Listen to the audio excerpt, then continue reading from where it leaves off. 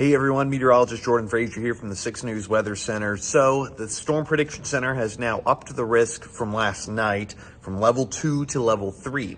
Now, most of the area under level 3 is going to be our northern counties. We're talking Hillsborough, Brownwood, even Corsicana, and Waco is under there.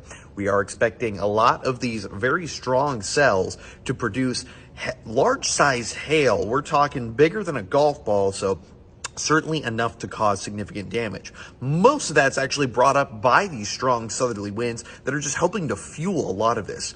The good news is it's going to be over pretty quickly. Right around time the sun sets, most of these storms are gone. They're well to the east of I-45, but I can't rule out the chance for an isolated tornado as well. So myself and Chief Meteorologist Andy Anderson, we're going to keep you covered on air, online, and on social media. So join us tonight at 5 and 10. Hope to see you then.